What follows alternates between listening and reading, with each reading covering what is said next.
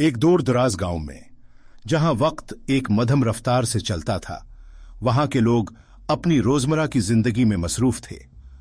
हल्की हुआ में बहती हुई धुंध के दरमियान खेतों में किसान काम कर रहे थे।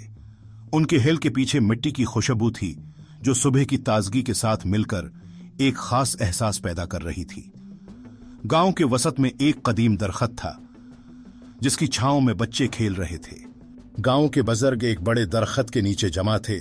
उनके चेहरे पर संजीदगी थी और उनकी बातों में फिक्र की झलक थी।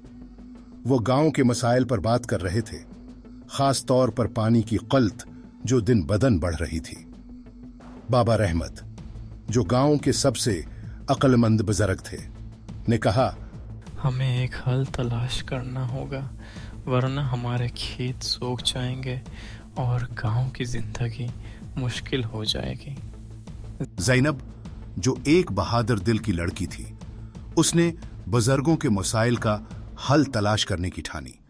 वो गांव के करीब जंगल की तरफ चल दी, जहां उसे उम्मीद थी कि कोई छिपा हुआ झरना मिल सकता है।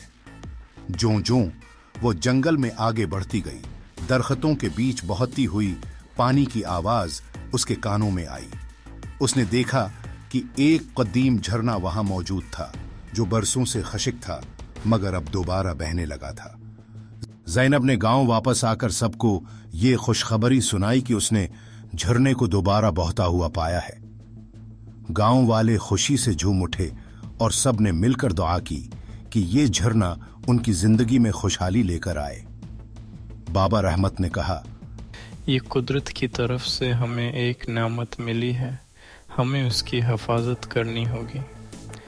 गांव में एक जश्न का माहौल था। लोग खेतों की तरफ से वापस आकर मौसीकी की धुन पर रक़्स कर रहे थे।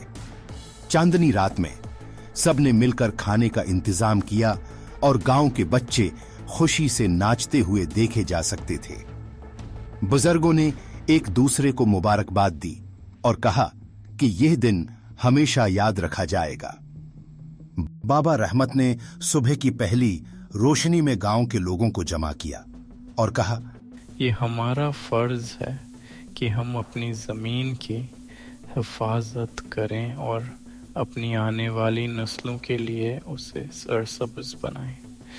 उनकी बातों ने सबके दिलों में उम्मीद की एक करन जगा दी। गांव वाले उस अज़्म के साथ अपने दिन का आगाज करने लगे कि वो अपनी जमीन को हमेशा खुशहाल रखेंगे।